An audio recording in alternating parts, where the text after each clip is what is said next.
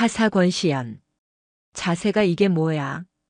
경기도 이천의 707 특수임무단 알파중대. 자정이 다 된 시각, 불 꺼진 특공 무술 훈련장에는 매트 위로 거친 숨소리 대신 중대장 마동철 대위의 비아냥거림만이 음습하게 울려 퍼졌다. 형광등 불빛 하나에 의지한 어두운 훈련장 중앙에 신입 하사 권시연이 전투복 차림으로 서 있었다. 그녀의 곁을 마동철이 맹수가 먹잇감을 살피듯 천천히 맴돌았다. 그의 입에서 뿜어져 나오는 역한 술 냄새와 값싼 향수 냄새가 뒤섞여 시연의 코를 찔렀다. 특공 무술은 기압이 반이야. 넌 그 기압이 빠졌어. 특히 여군들은 말이야, 정신력이 약해서 금방 티가 나지. 쯧쯧. 마동철이 혀를 차며 시연의 정수리를 내려다보았다. 권시연은 두 주먹을 꽉 쥔 채 일부러 어깨를 움츠리고 고개를 숙였다. 그녀의 눈동자가 두려움에 떠는 척 바닥을 향했다. 죄송합니다. 열심히 하겠습니다. 목소리마저 가늘게 떨도록 훈련된 성대를 조절했다. 말로만? 훈련은 실전이야. 내가 직접 교정해줘야지. 어깨 펴. 마동철의 두툼한 손이 시연의 어깨에 툭 하고 올라왔다. 필요 이상으로 무거운 압력이었다. 남자의 손은 어깨를 주무르는 척하더니 천천히 그녀의 전투복 옷깃, 목덜미 근처로 미끄러져 내려왔다. 순간 권시연의 모든 감각이 칼날처럼 곤두섰다. 좌측 쇄골 하단부, 손목 관절, 척골과 요골 사이의 압력 지점. 이 자세에서 손목을 꺾어 뒤로 넘기기까지 걸리는 시간 약 0.8초. 늑골 3대는 보장한다. 그녀의 뇌는 상대의 모든 움직임을 즉각 분석했다. 지금 그녀의 몸은 국가대표 유도선수 시절의 반사신경과 육군 본부 감찰실 최정예 요원의 살기 어린 본능으로 들끓고 있었다. 이 남자의 손목을 부러뜨리고 턱을 박살내는 데는 3초도 필요하지 않았다. 하지만 그녀는 대령 권시연이 아니었다. 지금 그녀는 하사 권시연 체력 미달의 어리바리한 신입 여군이어야 했다. 아니, 아직이다. 증거가 불충분해. 그녀의 전투복 상의 3번째 단추 초소형 카메라 렌즈가 마동철의 뻔뻔한 얼굴을 담고 있었다. 가슴 주머니 속의 소형 녹음기는 이 공간의 모든 소리를 빨아들이고 있었다. 시연은 본능을 임무라는 무거운 이성으로 짓눌렀다. 그녀는 마치 겁에 질린 토끼처럼 몸을 가늘게 떨었다. 네, 대위님. 그녀의 연약한 반응에 마동철은 만족스러운 듯 코웃음을 쳤다. 그가 찾던 완벽한 먹잇감이었다. 왜? 중대장이 특별히 가르쳐준다는데 싫어? 진급심사, 내가 담당하는 거 잊었어? 하사 권시연. 군 생활 편하게 하고 싶으면 상사한테 좀 싹싹하게 굴어야지. 잘 보여야 할 거 아냐? 마동철이 더 노골적으로 얼굴을 들이밀었다. 그의 눈이 번들거렸다. 자, 다시. 이번엔 이쪽 허리다. 중심이 완전히 무너졌어. 그의 손이 시연의 어깨를 떠나 천천히 그녀의 등줄기를 타고 허리를 향해 내려오기 시작했다. 칠흑 같은 훈련장 안 덫이 좁혀지고 있었다. 불과 2주 전 권시연은 서울 용산 국방부 본청의 지하 벙커 감찰실 K팀의 비밀 브리핑룸에 있었다. 계급장이 번쩍이는 전투복을 입은 대령 권시연의 앞에는 한 장성의 어두운 얼굴이 있었다. 2707 특수임무단 알파 중대장 마동철 대위. 스크린에 마동철의 이력서가 떴다. 감찰실장 박 장군이 서류를 집어 던지듯 책상에 내려놓았다. 육군 참모총장 라인의 핵심인 마 장군 외아들. 아주 개망나니 쓰레기 중에 쓰레기야. 박 장군이 다음 파일을 넘겼다. 지난 1년간 마동철에게 당한 피해 여군들의 목록이었다. 강제추행, 직권남용, 성희롱. 하지만 모든 조사는 증거 불충분 혹은 혐의 없음으로 종결되었다. 피해자들이 두려워서 진술을 번복해 놈의 아비가 뒤에서 압력을 넣는다는 건 공공연한 비밀이고 증거를 잡아도 법무실에서 유야무야 덮어버렸지. 이번엔 뿌리를 뽑아야 돼. 박 장군의 눈이 시연을 향했다. 권 대령. 자네가 적임자야. 놈은 어리고 순진해 보이는 신임 여군을 노린다. 유도 국가대표의 특임대 교관 출신인 자네가 보기엔 우습겠지만 그게 이번 임무의 핵심이야. 임무는 간단했다. 하사 권시연으로 위장 잠입할 것. 체력 기준 미달, 어리바리한 태도, 숫기 없는 모습. 놈이 딱 좋아할 만한 먹잇감이 되어 스스로 덫에 걸어 들어오게 만드는 것. 제가 연기를 잘할 수 있을지 모르겠습니다. 시연이 낮은 목소리로 말했다. 그녀의 특기는 연기가 아니라 제압이었다. 연기? 아니, 이건 위장이야. 그리고 사냥이지. 박 장군이 시연의 어깨를 두드렸다. 놈이 자네를 암컷으로 보고 사냥감을 다루듯 할 때 자네는 놈을 표적으로 보고 사냥꾼처럼 움직여. 놈이 스스로 목을 내놓을 때까지 기다려. 그리고 2707부대. 전입 첫 주에 치러진 체력 검정. 권시연은 일부러 속도를 조절했다. 평소라면 1등으로 주파하고도 수만 번 고르면 끝날 3km 달리기였다. 하지만 그녀는 폐가 터질 것처럼 연기하며 뒤처졌다. 심박수는 거짓말처럼 안정되어 있었지만 그녀의 얼굴은 고통으로 일그러진 척했다. 결승선 10m를 남기고 그녀는 픽 소리와 함께 바닥에 쓰러졌다. 의무병 불러. 소란이 일었고 그 모든 광경을 중대 지휘 천막에 앉아있던 마동철 대위가 지켜보고 있었다. 그는 턱을 괴고 쓰러진 권시연을 바라보며 옆에 있던 부중대장에게 물었다. 저게 신입인가? 이름이 뭐지? 하사 권시연입니다. 오늘 체력 검정 종합 미달입니다. 마동철의 입꼬리가 비릿하게 올라갔다. 미달이라. 관심 병사로군. 저런 애는 중대장이 특별히 관리해줘야지. 표적이 미끼를 물었다. 다시 현재.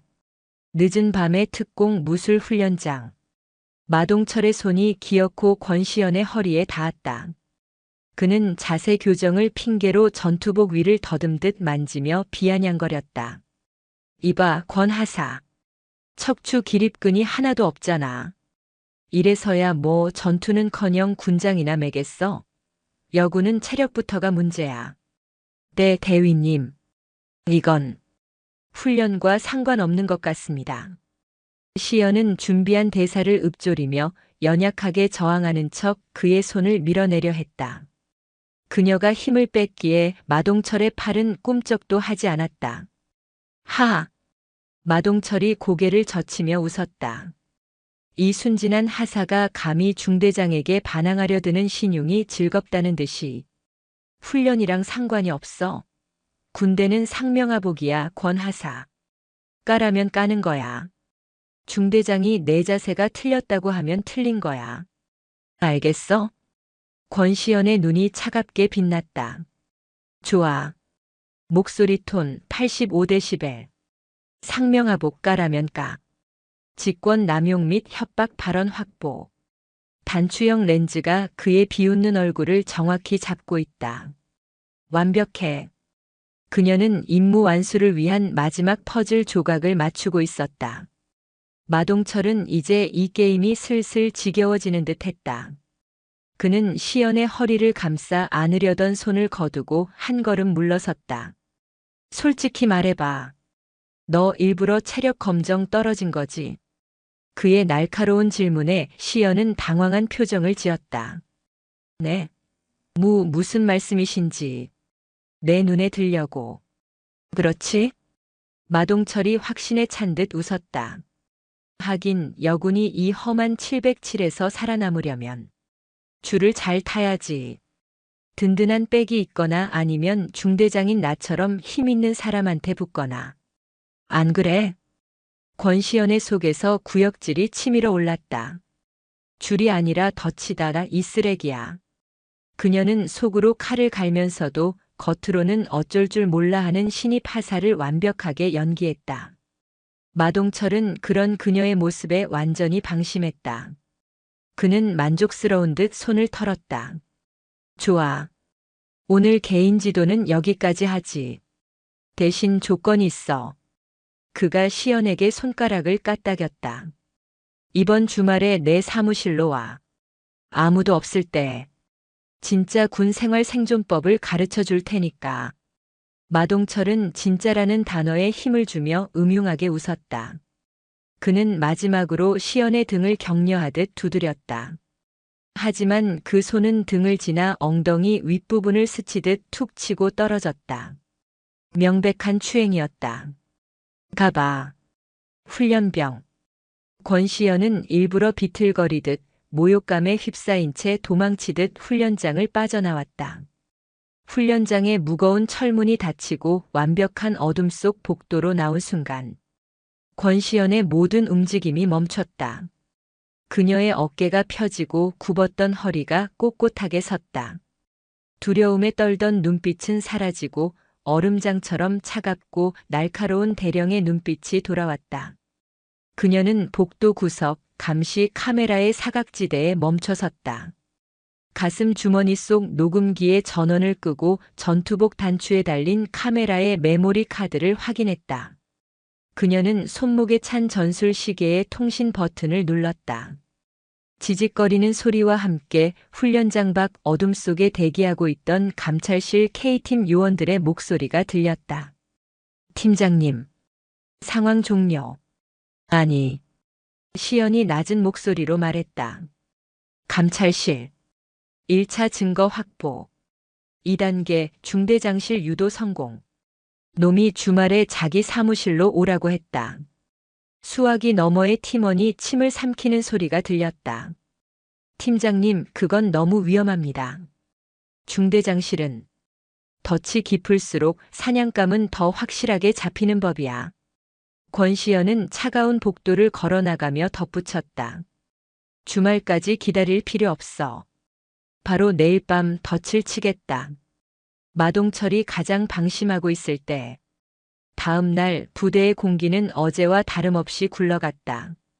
하지만 권시연에게는 모든 것이 다르게 보였다. 아침 구보, 사격 훈련, 주특기 교육. 그녀는 여전히 어설픈 하사 권시연을 연기했다. 일부러 총기분의 결합에서 실수를 저질러 교관에게 얼차려를 받고 구보에서는 또다시 대열에서 낙오되는 관심병사의 모습을 완벽하게 유지했다. 그녀가 흙바닥에서 팔굽혀펴기를 하며 일부러 가쁜 숨을 몰아쉬고 있을 때 마동철 대위가 지프를 타고 훈련장을 지나가다 멈춰 섰다. 그는 차창을 내리고 먼지투성이가 된 권시연을 잠시 바라보았다. 그의 입가에 걸린 역겨운 미소가 어젯밤의 기억을 상기시켰다. 그는 마치 내가 그럴 줄 알았다는 듯한 조롱의 눈빛을 보낸 뒤 매연을 내뿜으며 사라졌다. 그의 오만함이 하늘을 찔렀다. 그는 권시연이 어젯밤 자신의 관대한 제안에 겁을 먹고 동시에 유혹을 느꼈으리라 확신하고 있었다. 자신이 권력을 쥐고 흔드는 이 부대 안에서 저 연약한 신입 하사 하나쯤 구워 삶는 것은 식은 죽 먹기라고 생각할 터였다. 권시연은 흙을 한 움큼 쥐었다. 소나기에서 바스라지는 흙의 감촉을 느끼며 그녀는 마동철의 오만함이 오늘 밤 바로 저 흙바닥에 처박힐 것임을 다짐했다. 하사 권시연, 정신 안 차려. 동작 봐라, 아주 가관이다. 교관의 고함에 그녀는 다시 어설픈 동작으로 몸을 일으켰다. 오전 훈련이 끝나고 식사 시간. 시끌벅적한 병사 식당 구석에서 권시연은 또 다른 표적을 주시하고 있었다. 알파 중대 소속의 오유진 중사였다. 그녀는 부대 내에서 실력으로는 최고로 인정받는 여군이었지만 최근 모든 훈련과 평가에서 부당하게 배제되고 있었다. 이유는 단 하나, 마동철의 개인 지도를 거부했기 때문이었다. 권시연은 식판을 들고 일부러 오중사의 맞은편에 앉았다. 오중사는 헬쑥한 얼굴로 밥알만 씹고 있었다. 오 중사님, 식사 맛있게 하십시오. 권시연이 어설프게 경례를 붙였다. 오 중사는 고개만 까딱하고는 다시 식판에 눈을 박았다. 그녀의 눈밑이 거무죽죽했다. 오 중사님, 드릴 말씀이 있습니다. 무슨 일이지, 권하사? 오 중사의 목소리는 날카로웠다. 신입, 그것도 체력 미달로 낙인 찍힌 권시연과 엮이고 싶지 않다는 기색이 역력했다. 권시연은 목소리를 낮췄다. 주변의 소음을 방패 삼아 그녀만이 들을 수 있는 작은 목소리로 말했다. 혹시 마 대위님 때문에 힘드신 겁니까? 쿨럭. 오 중사가 살에 들린 듯 거칠게 기침했다. 그녀의 눈이 공포와 경계심으로 커졌다. 너 지금 무슨 소리를 하는 거야? 어젯밤 제가 훈련장에서 마 대위님을 만났습니다. 개인 지도를 받았습니다. 오 중사의 얼굴이 하얗게 질렸다. 그녀는 권시연의 팔을 거칠게 잡아 끌었다. 식당 뒤편 인적이 드문 식기 반납처 구석으로 향했다. 너 미쳤어? 그런 말을 여기서 해? 누가 들으면 어쩌려고? 오 중사님, 저뿐만이 아니라는 걸 압니다. 그자가 중사님께 무슨 짓을 했는지 알고 싶습니다. 오 중사는 입술을 깨물었다. 그녀의 눈동자가 파르르 떨렸다. 그녀는 권시연이 마동철의 새로운 장난감이 되었다고 생각하는 듯 했다. 신고해. 신고하면 되잖아. 왜 나한테 와서 이래? 신고하셨습니까? 권시연의 직설적인 물음에 오중사의 어깨가 무너졌다. 애써. 해봤다고. 주임 원사실에 넌지시 말했고 대대장님 면담 때도 돌려서 말했어. 그런데 아무도 내 말을 믿지 않았어. 오히려 나만 이상한 사람이 됐다고. 오중사의 목소리가 울음으로 젖어들었다. 그 인간 아버지가 누군지 몰라. 마 장군이야. 참모 총장 라인이라고. 여기서 그 인간 밑보이면 우린 끝이야. 너 진급 막히는 건 고사하고 저기 강원도 최전방으로 좌천당하거나 아니면 불명예 전역이야. 알아? 그래서 당하고만 계실 겁니까? 그럼 어떡하냐고. 넌 이제 막 들어와서 아무것도 몰라. 그냥 시키는 대로 해. 적당히 비위 맞추고 적당히. 더러운 거 참아내. 그게 여기서 여군으로 살아남는 법이야. 오중사는 권시연의 어깨를 밀치고 도망치듯 사라졌다. 권시연은 차갑게 식은 식판을 내려다보았다. 오중사의 절망이 그녀의 심장을 무겁게 눌렀다. 살아남는 법이라고. 아니, 그건 생존이 아니라 사육이다. 그녀는 오중사의 진술을 통해 마동철의 범죄가 단순한 성희롱이 아니라 진급과 고직을 미끼로 한 뿌리 깊은 직권 남용이자 협박임을 재확인했다. 증거는 차고 넘쳤다. 그날 오후 권시연은 감찰실 K팀 요원들과의 비밀 접선을 위해 부대 내 통신 정비실로 향했다. 그곳은 유일하게 외부망 접속이 가능하며 보안 등급이 높아 오히려 감시가 허술한 곳이었다. 그녀의 팀원 중 한 명이 통신병으로 위장해 잠입해 있었다. 팀장님, 위험합니다. 주말까지 기다리시죠. 오늘 밤은 놈의 경계심이 아직 높을 수 있습니다. 위장 통신병 김 상사가 헤드셋을 낀 채 모니터를 보며 말했다. 아니, 놈은 지금 나를 완벽하게 깔보고 있어. 어젯밤 내가 도망치듯 빠져나왔고 오늘 하루 종일 관심병사 연기를 했지. 놈의 눈에 나는 길들이기 직전의 사냥감일 뿐이다. 오늘 밤이 최적기야. 하지만 중대장실은 놈의 개인 공간입니다. 돌발 상황이 생기면 김 상사.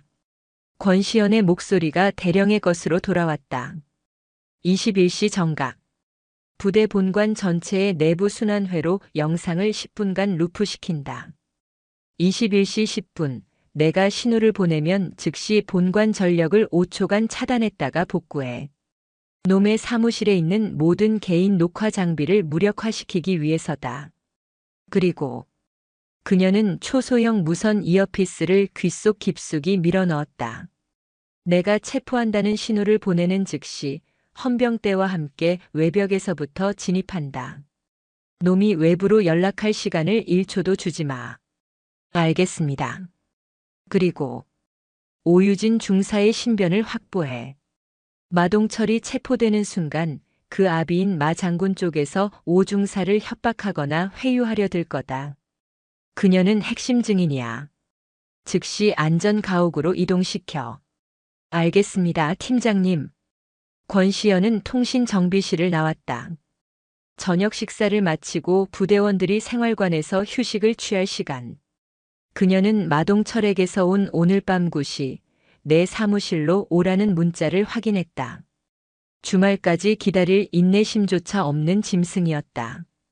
그녀는 전투복 상의 단추형 카메라를 다시 한번 점검했다. 가슴 주머니 속 녹음기는 최고 감도 상태를 유지했다. 그녀의 강철 군화가 어둠이 내리기 시작한 부대 본관을 향해 또각또각 망설임 없는 소리를 내며 나아갔다. 밤 9시 경기도 2707부대 알파 중대 본관. 3층 복도는 당직 사관의 순찰 시간을 막 지난 참이라 쥐 죽은 듯 조용했다. 권시연은 일부러 복도 끝에서부터 발소리를 죽이지 않고 걸었다. 중대장실이라는 문패 앞에서 그녀는 심호흡을 한 척하며 어깨를 움츠렸다. 똑똑. 들어와. 문 안쪽에서 낮고 울리는 목소리가 들렸다. 권시연은 마른 침을 삼키는 연기를 하며 문 손잡이를 돌렸다. 육중한 문이 열리자 사무실 안의 풍경이 드러났다. 마동철은 중대장 책상에 앉아 있지 않았다. 그는 사무실 한쪽에 놓인 고급 가죽 소파에 다리를 꼬고 비스듬히 앉아 있었다. 책상 위 스탠드 조명 하나만 켜놓아 그의 얼굴은 절반쯤 그림자에 잠겨 있었다. 그의 앞에는 값비싼 양주와 얼음이 담긴 잔 2개가 놓여 있었다.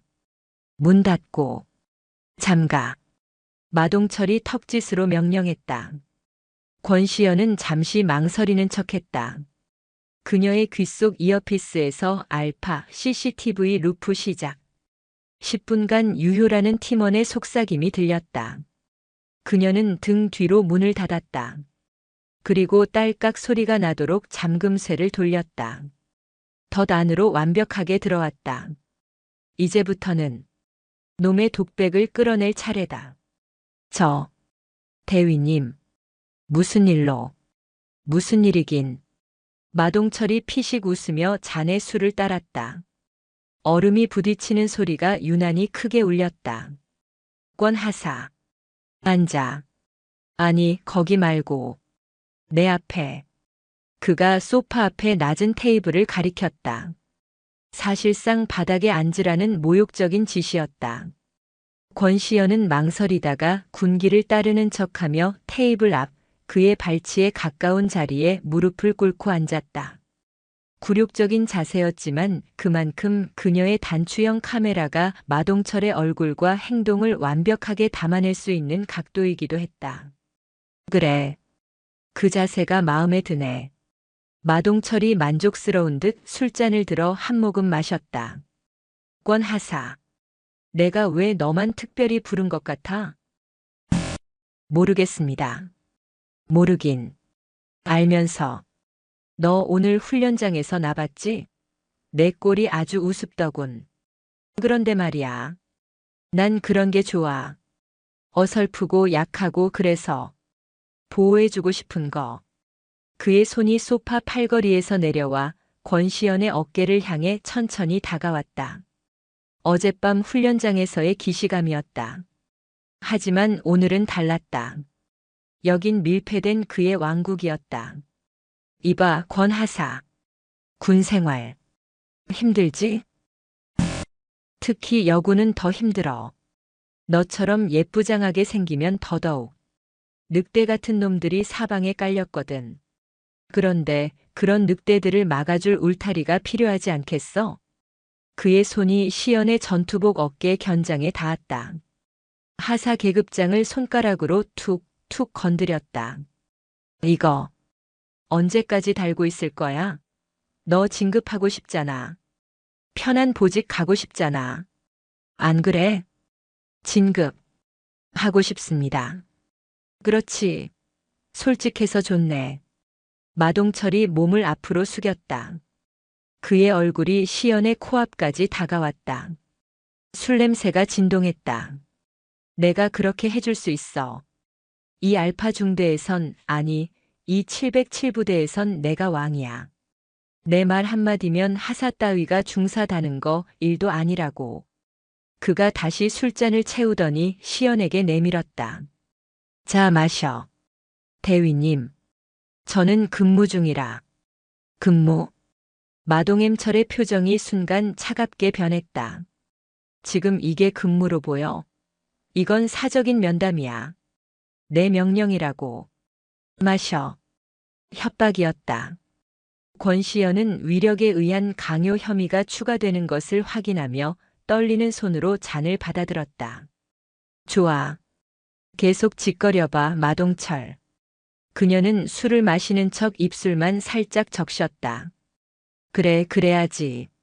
마동철은 그녀가 술을 마셨다고 생각하자 기분이 좋아진 듯 다시 소파에 기댔다. 저기, 오유진 중사라고 알지? 걔가 너보다 짬도 높고 실력도 좋아. 근데 왜 맨날 훈련에서 열외인 줄 알아? 결정적인 증거다. 권시연은 숨을 죽였다. 고집이 세서. 융통성이 없거든.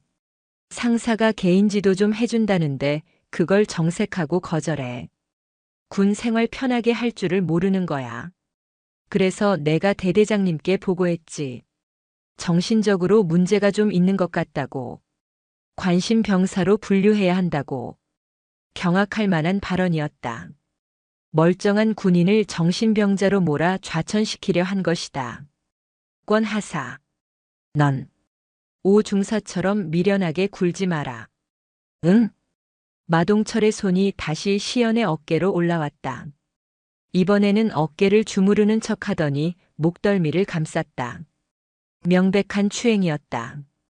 넌 똑똑하니까 내 말이 무슨 뜻인지 알 거야. 오늘 밤 내가 날 어떻게 모시느냐에 따라 내군 생활이 결정되는 거야.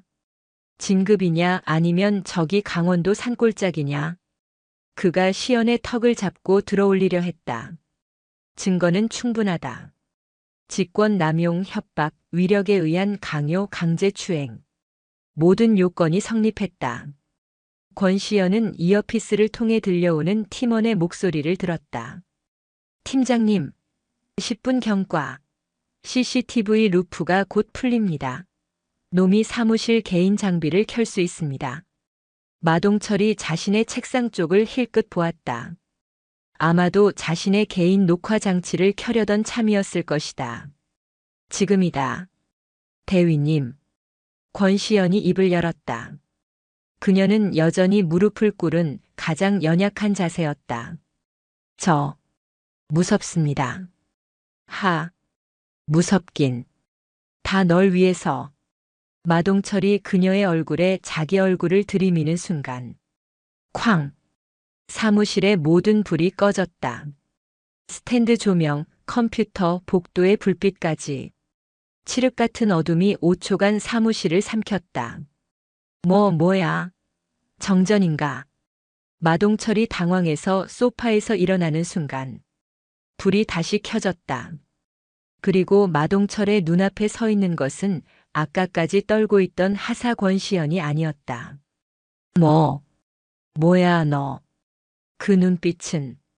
마동철은 본능적인 위협을 느꼈다. 방금 전까지 겁에 질려 있던 토끼의 눈이 아니었다.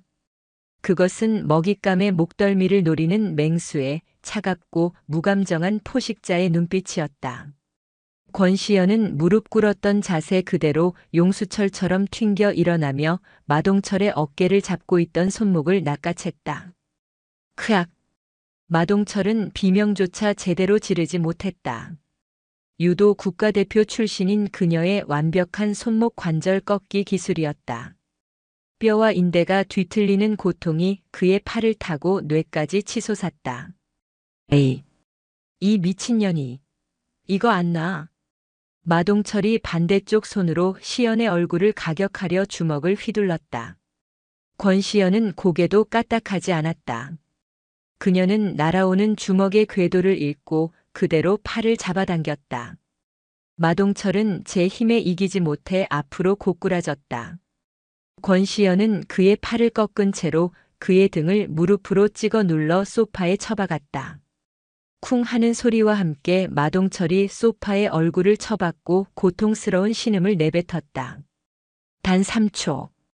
그녀가 그토록 억눌렀던 본능이 폭발하는 데 걸린 시간이었다. 마동철 대위. 사무실을 울리는 목소리는 더 이상 가늘게 떨리지 않았다. 그것은 수백 명의 병력을 지휘하는 지휘관의 얼음장 같은 대령의 목소리였다. 네. 내년 정체가 뭐야? 당장 이거 놓지 못해. 이게 군대에서 군형법 제92조 사망, 위력에 의한 추행.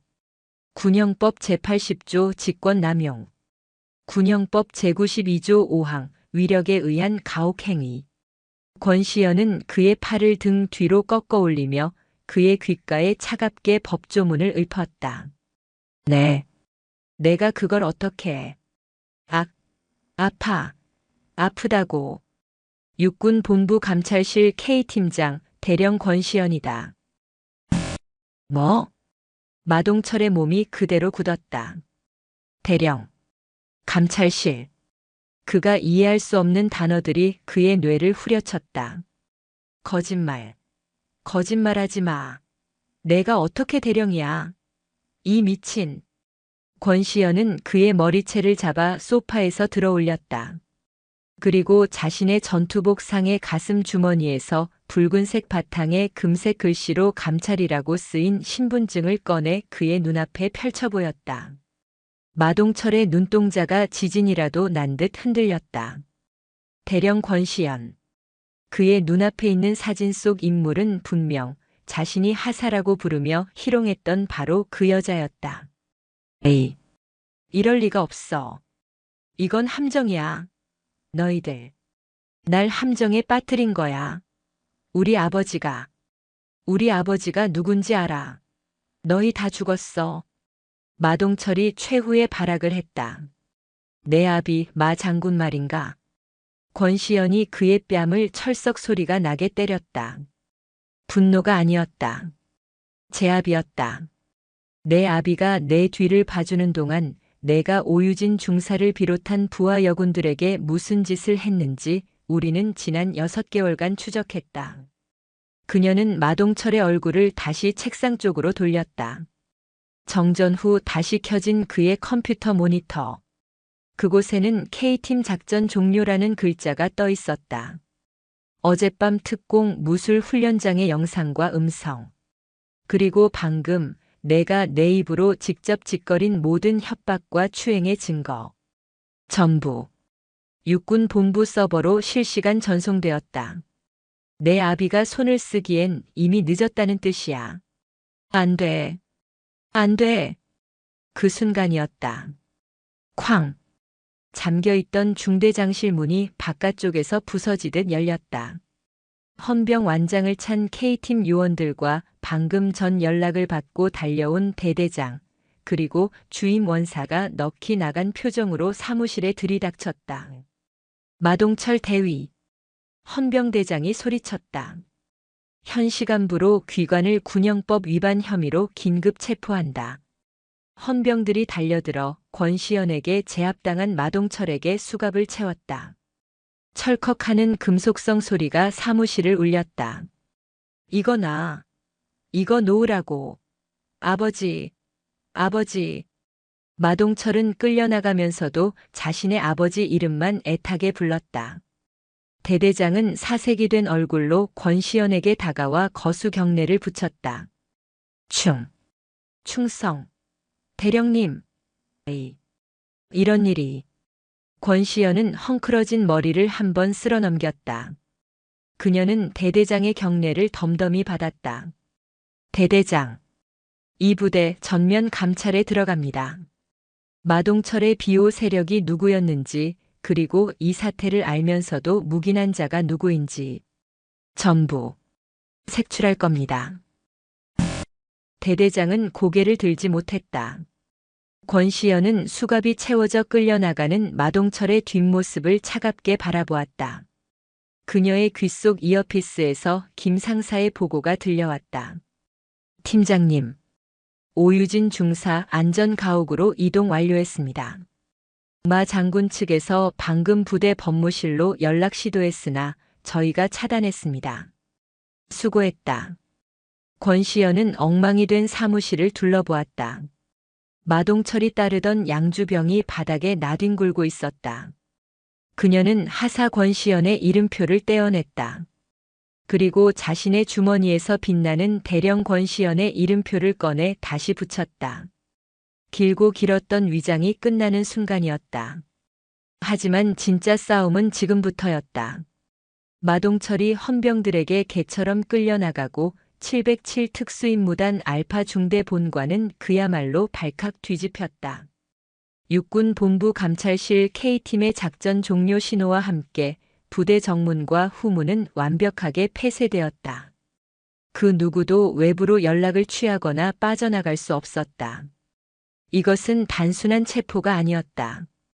부대 전체를 뿌리부터 뒤집어 엎는 대대적인 소탕의 시작이었다. 다음 날 새벽 해가 채 뜨기도 전, 부대 내 임시조사실로 사용되는 회의실. 권시연은 대령의 전투복을 완벽하게 갖춰 입고 책상 상석에 앉아 있었다. 그녀의 앞에는 밤새 조사를 받아 초죽음이 된 마동철이 앉아 있었다. 계급장과 부대 마크가 모두 뜯긴 민무늬 전투복 차림의 그는 더 이상 어젯밤의 오만한 왕이 아니었다. 에이, 이럴 순 없어. 내가 감히 날 함정에 빠뜨려. 마동철은 여전히 현실을 부정했다. 그의 눈은 핏발이 서 있었고 손은 수갑 자국으로 붉게 부어 있었다. 권시연은 차갑게 식은 녹차를 한 모금 마셨다. 함정? 마동철 대위 아니. 마동철 씨. 함정은 그쪽이 팠지. 부하 여군들을 상대로. 그녀는 서류철 하나를 그의 앞으로 던졌다.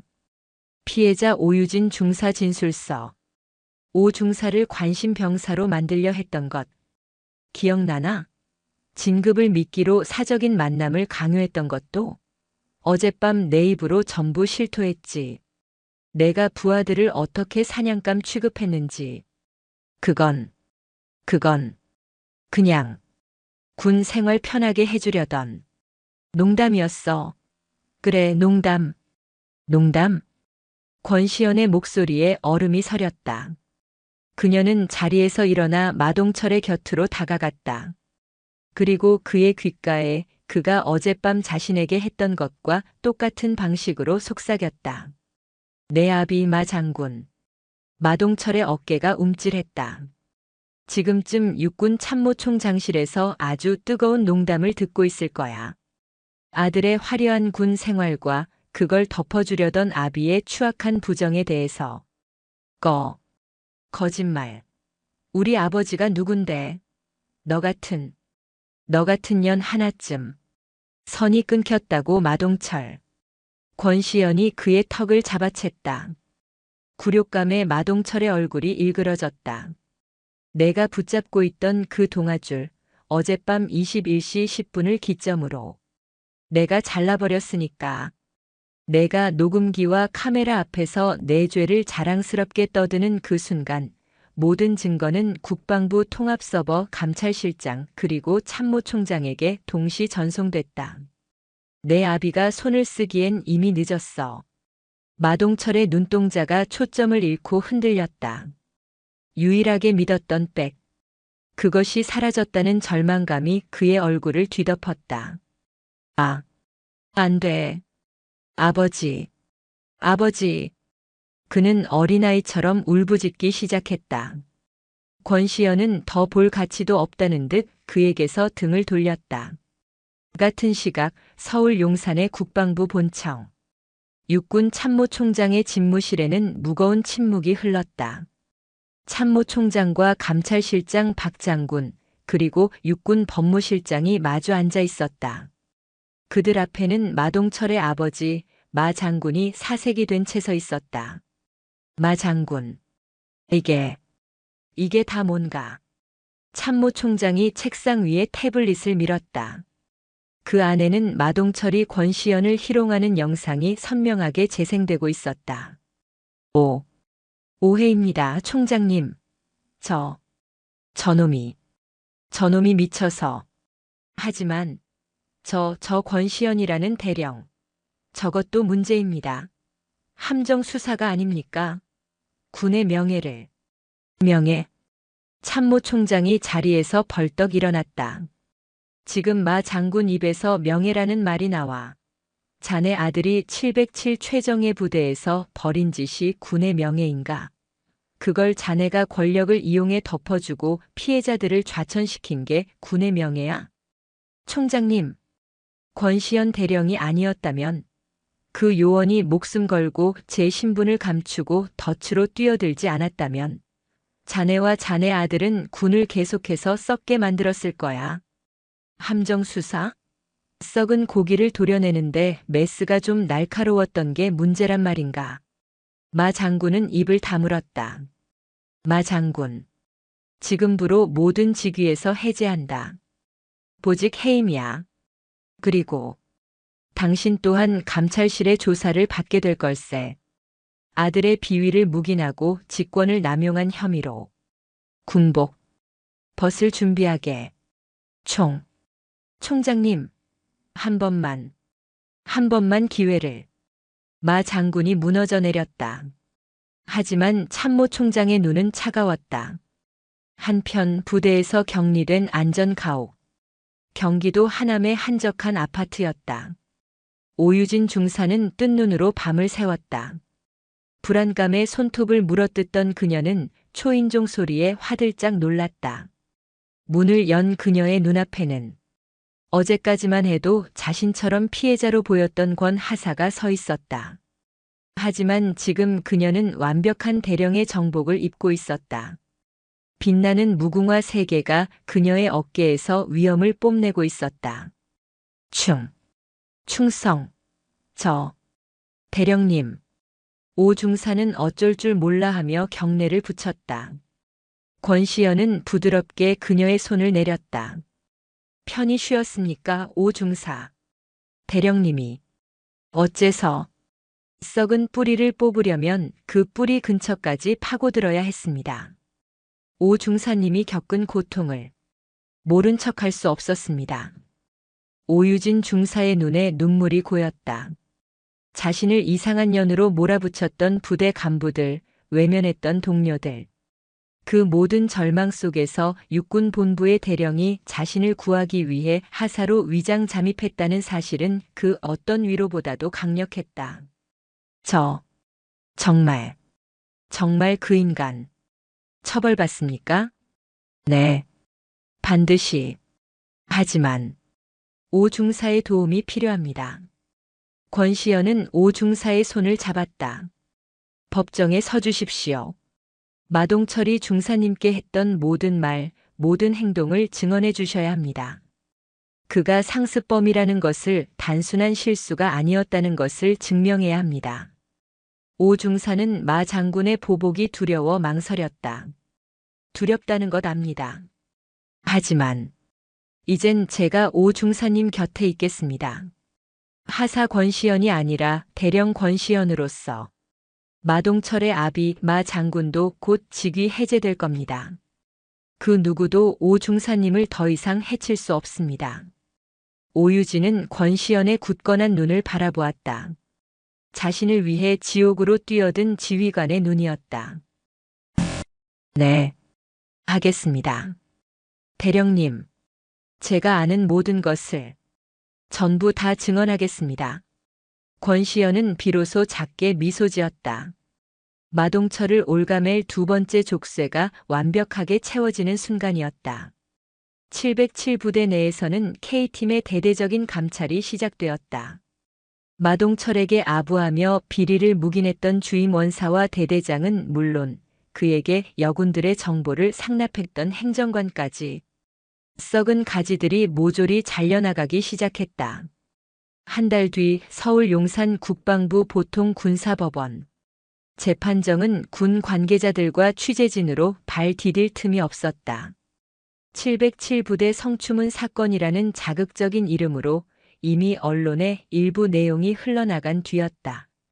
피고인석에는 군복이 아닌 수의를 입은 마동철이 고개를 숙인 채 앉아 있었다. 그의 얼굴은 반쪽이 되어 있었다. 방청석 한쪽에는 이제는 장군이 아닌 민간인 신분이 된 그의 아버지 마 씨가 어두운 얼굴로 앉아 있었다. 그의 옆에는 거물급 민간 로펌 변호사들이 서류를 검토하고 있었다. 재판을 시작합니다. 재판장의 엄숙한 선언과 함께 군 검사의 모두 진술이 시작되었다. 존경하는 재판장님. 본 검사는 오늘 군의 명예를 더럽히고 상급자의 지위를 이용해 부하 여군을 상습적으로 추행하고 협박한 피고인 마동철에게 법의 엄중한 심판을 구하고자 합니다. 검사는 준비한 증거들을 하나씩 제시했다. 첫 번째, 특공 무술 훈련장에서의 음성 녹취. 여군은 이래서 안 돼. 싹싹하게 굴어야지. 마동철의 능글맞은 목소리가 법정 전체에 울려 퍼졌다. 방청석에서 낮은 탄식이 터져나왔다. 마동철의 변호인이 즉각 반발했다. 이에 있습니다, 재판장님. 해당 녹취는 명백한 함정 수사를 통해 얻어진 위법 수집 증거입니다. 피고인이 기각합니다. 재판장이 변호사의 말을 잘랐다. 피고인의 발언은 유도된 것이 아니라 피고인이 상습적으로 행해온 행위의 연장선상에 있음이 다음 증거로 증명될 것입니다. 검사 계속하십시오. 변호사의 얼굴이 굳었다. 두 번째, 중대장실에서 촬영된 영상. 자, 마셔. 내 명령이야. 오유진 중사처럼 미련하게 굴지 마라. 화면 속 마동철은 권시현을 술로 협박하고 오 중사에 대한 보복을 스스로 인정하고 있었다. 그리고 그가 권시현의 목덜미에 손을 대고 턱을 잡으려는 순간 방청석이 술렁였다. 마동철의 아버지는 눈을 감아버렸다. 그리고 결정적인 증인 피해자 오유진 중사를 신청합니다. 문이 열리고 오유진 중사가 군복을 입고 당당하게 걸어 나왔다. 그녀는 증인석에 앉아 피고인석의 마동철을 똑바로 노려보았다. 증인. 피고인 마동철이 증인에게도 개인 지도를 강요했습니까? 네. 그렇습니다. 단둘이 있는 장소로 저를 호출했고 불필요한 신체 접촉을 시도했습니다. 제가 거부하자 오 중사는 목이 메는 듯 잠시 말을 멈췄다가 다시 힘주어 말했다. 제가 거부하자 저를 정신적으로 문제가 있는 관심병사로 몰아 훈련에서 배제하고 다른 부대로 좌천시키려 했습니다. 그 증거가 있습니까? 네. 있습니다. 오 중사는 자신이 마동철과 나눴던 메신저 대화 내용, 그리고 부당하게 훈련에서 배제되었던 명령서 사본을 제출했다. 변호사가 반대 신문에 나섰다. 증인. 피고인에게 호감을 산 적은 없습니까? 단둘이 만난다는 것이 어느 정도 동의가 있었던 것은 아닙니까? 동의요? 오유진이 기가 막힌 듯 되물었다. 중대장이 부하에게 밤늦게 지도를 받으러 오라는 것이 동의가 필요한 일입니까? 그건 명령입니다. 그리고 저는 그 부당한 명령을 거부했다는 이유로 제 군 생활을 위협받았습니다. 그녀의 절규에 가까운 외침의 변호사는 더 이상 질문하지 못했다. 마지막 증인. 대령 권시현이 증인석에 섰다. 법정의 모든 시선이 그녀에게로 향했다. 변호사의 마지막 희망이었다. 증인. 육군 본부 감찰실 소속 대령 권시현. 맞습니까? 맞습니다. 증인은 왜 정식적인 감찰 절차를 밟지 않고 신분을 위장한 채 피고인에게 접근했습니까? 처음부터 피고인을 표적으로 삼고 범죄를 유도한 것이 아닙니까? 이것이 변호인의 마지막 카드 함정 수사 주장이었다. 권시현은 잠시 마이크를 고쳐 잡았다. 그리고 재판장과 배심원들을 천천히 둘러본 뒤 변호사를 정면으로 응시했다. 변호인께서는 정식 절차를 말씀하셨습니다. 그녀의 목소리는 낮았지만 법정 전체를 장악했다. 오유진 중사가 밟았던 절차가 바로 정식 절차였습니다. 주임 원사에게 보고했고 대대장에게 면담을 요청했습니다.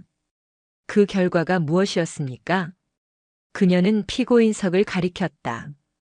결과는 묵살이었습니다. 피고인의 아버지가 뒤에 버티고 있다는 이유로 부대의 모든 정식 절차는 완벽하게 마비되었습니다. 제가 만약 대령 권시현의 신분으로 감찰을 나갔다면 피고인 마동철은 어떻게 행동했을 것 같습니까? 그는 제 앞에서 머리를 조아리며 가장 모범적인 장교인 척 연기했을 겁니다. 그리고 저는 아무런 증거도 찾지 못한 채 돌아가야 했겠죠. 그 뒤에 오 중사는 어떤 보복을 당했을지 상상조차 하기 싫습니다. 그녀는 자리에서 반쯤 일어섰다. 범죄를 유도했다고요? 아닙니다. 저는 단지 놈이 매일 밤 저지르던 짓을 기록했을 뿐입니다.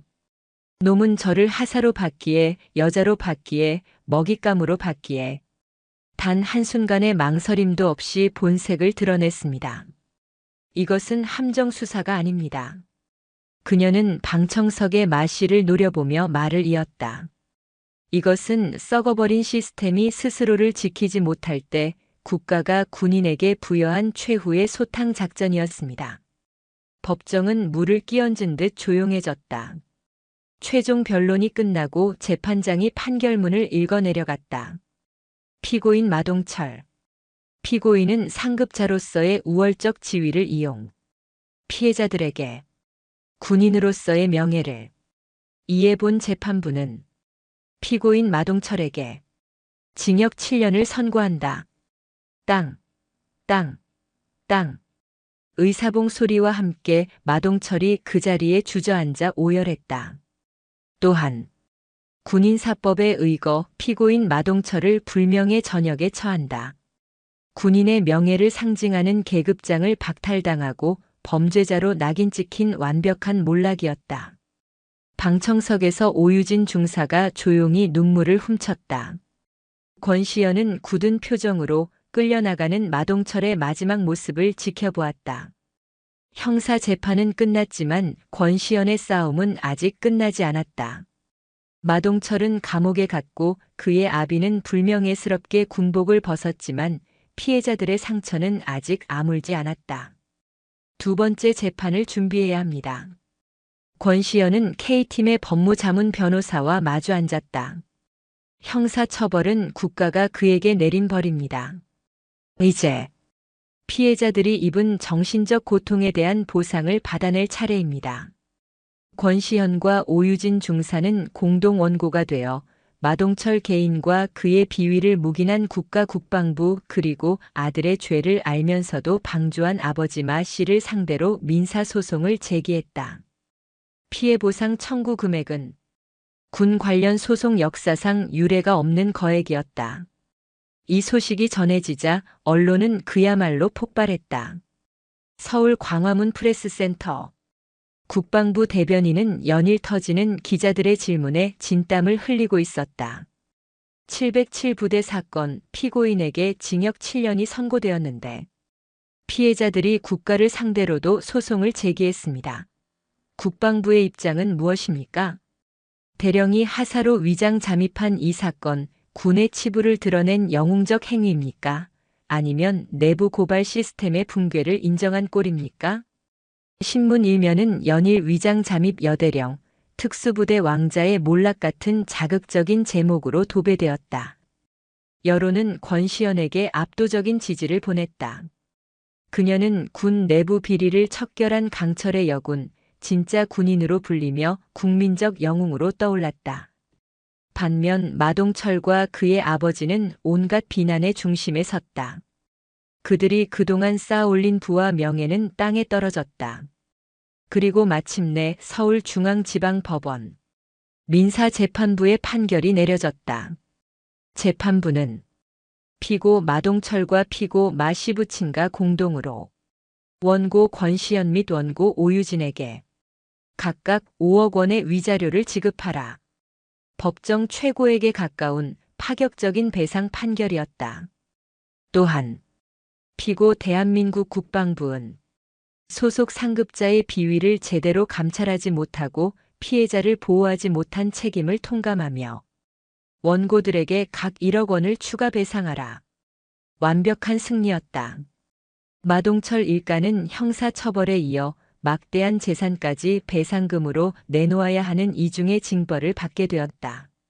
재판이 끝나고 법원을 나오는 권시현과 오유진에게 수많은 마이크가 몰려들었다. 대령님, 승소하신 소감이 어떠십니까? 오 중사님, 이제 괜찮으신 겁니까? 오유진 중사는 감격에 겨워 말을 잇지 못했다. 권시현이 그녀의 어깨를 감싸 안으며 카메라를 향해 담담하게 말했다. 오늘의 승리는 저의 승리가 아닙니다. 보이지 않는 곳에서 고통받았을, 그러나 군인으로서의 본분을 다하려 했던 모든 피해자들의 승리입니다. 이 판결이 다시는 군 내에서 권력을 이용한 폭력이 발붙이지 못하게 하는 견고한 방패가 되기를 바랍니다. 며칠 뒤 한적한 카페. 권시현과 오유진 중사가 마주 앉았다. 오 중사의 얼굴은 예전의 그늘을 벗고 한결 밝아져 있었다. 대령님, 정말 뭐라고 감사를 드려야 할지. 이 배상금, 저는 오 중사는 자신의 통장에 찍힌 거액의 숫자가 믿기지 않는 듯 했다. 권시현은 자신의 휴대전화 화면을 그녀에게 보여주었다. 나는 이미 내 몫을 보냈습니다. 화면에는 여군 인권재단이라는 이름으로 그녀가 받은 배상금 전액이 이체된 내역이 찍혀 있었다. 대령님, 내가 원했던 보상은 돈이 아니었습니다. 오 중사의 명예 회복 그리고 마동철의 완벽한 몰락이었죠. 이미 다 받았습니다. 오유진 중사는 잠시 생각에 잠기더니 결심한 듯 자신의 휴대전화를 들었다. 대령님, 저도 이 돈을 의미 있게 쓰고 싶습니다. 제 몫의 절반을 재단에 기부하겠습니다. 그리고 나머지는 저처럼 힘들었던 여군 후배들을 위해 쓰겠습니다. 두 사람은 따뜻한 차를 마시며 처음으로 편안한 미소를 나누었다. 그때 권시현의 휴대전화가 울렸다. 발신자는 국방부 장관 비서실이었다. 대령 권시현입니다. 권 대령님, 장관님께서 내일 본청으로 들어오시랍니다. 표창 수여건입니다. 여론의 찬사와 법적인 승리 그리고 금전적인 보상까지 모든 것이 제자리를 찾았다. 하지만 권시현은 창밖을 바라보며 이것이 끝이 아님을 직감했다. 아직도 그녀가 가야 할 길이, 도려내야 할 썩은 부분이 남아 있었다. 일주일 뒤 서울 용산 국방부 대강당. 대한민국 군을 이끄는 모든 수뇌부가 한자리에 모였다. 참모총장을 비롯한 각 군의 장성들, 국방부 주요 직위자들, 그리고 이례적으로 수십 명의 언론사 기자들까지. 단상 앞 첫 번째 줄에는 말끔하게 정복을 차려입은 오유진 중사가 굳은 표정으로 앉아 있었다. 오늘 이 자리는 한 사람을 위한 자리였다. 국민과 군의 명예를 바로 세운 육군 본부 감찰실 K팀장 권시현 대령. 사회이자의 엄숙한 호명에 강당의 모든 문이 닫히고 조명이 단상으로 집중되었다. 권시현이 절도 있는 걸음으로 단상을 향해 걸어나갔다. 하사 권시현의 어설픈 걸음걸이는 온데간데 없었다. 한 걸음 한 걸음 내디딜 때마다 그녀의 강철 군화굽이 바닥에 부딪히는 소리가 강당 전체를 장엄하게 울렸다. 그녀는 국방부 장관 앞에 섰다. 충성, 충성. 권 대령. 국방부 장관은 준비된 훈장 상자를 열었다. 그 안에는 군인에게 주어지는 최고의 영예 중 하나인 보국 훈장 광복장이 빛나고 있었다. 단순한 표창이 아니었다. 국가 안보에 혁혁한 공을 세운 이에게만 주어지는 훈장이었다. 장관은 훈장을 들어 권시연의 왼쪽 가슴에 직접 달아주었다. 권시연 대령. 그대는 군의 가장 어두운 치부를 드러내기 위해 자신의 모든 것을 걸고 가장 낮은 곳으로 뛰어들었소. 군인의 명예가 무엇인지, 상관의 책무가 무엇인지 그대 스스로 증명해 보였소. 장관은 권시연의 손을 굳게 잡았다. 이 훈장은 그대의 용기에 대한 국가의 대답이요. 고맙소, 권 대령. 정말 고맙소. 수백 개의 카메라 플래시가 동시에 터졌다. 권시연은 미동도 없이 장관에게 경례를 붙였다. 대한민국 군인으로서 마땅히 해야 할 임무를 수행했을 뿐입니다. 그녀의 시선이 객석의 오유진 중사와 마주쳤다. 오 중사는 참았던 눈물을 터뜨리며 그 누구보다도 큰 소리로 박수를 치기 시작했다. 그 박수는 곧 강당 전체로 퍼져나가 우레와 같은 함성이 되어 강철의 여군 권시연 대령을 축복했다. 다음 날 대한민국의 모든 신문 일면은 그녀의 사진으로 도배되었다. 위장하사 부패한 장군을 꺾다. 권시연 대령, 보국 훈장 수훈 국방부 제2의 마동철 맡겠다. 여군 인권보호특별위원회 출범 국민 영웅이 된 위장 대령, 그녀가 기부한 배상금 전액. 피해 여군 쉼터 건립. 그녀는 단순한 영웅을 넘어 썩어있던 군 내부 시스템을 개혁하는 상징이 되었다. 같은 시각 경기도 외곽의 한 군 교도소. 모든 것이 차갑게 얼어붙은 면회실. 파란 수의를 입고 머리가 짧게 깎인 마동철이 수화기를 든 채 유리벽을 세게 내리쳤다. 아버지, 뭐라도 해보라고. 항소해야지. 이게 다 그년 함정이었잖아. 아버지가 힘 좀 쓰면. 유리벽 너머 초라한 사복 차림의 마씨가 앉아 있었다. 불과 한 달 전만 해도 하늘을 찌를 듯한 권세를 누리던 장군의 모습은 어디에도 없었다. 그는 10년은 늙어버린 얼굴로 아들의 발악을 공허하게 바라보았다. 아버지, 뭐라 말 좀 해봐. 나 여기서 7년. 7년 썩으라고. 나 못해. 당장 꺼내줘. 꺼내달라고. 마씨가 천천히 수화기를 들었다. 그의 목소리는 낙엽처럼 바싹 마른 소리가 났다. 끝났다, 동철아. 뭐가 끝나? 아버진 아직 집 팔았다.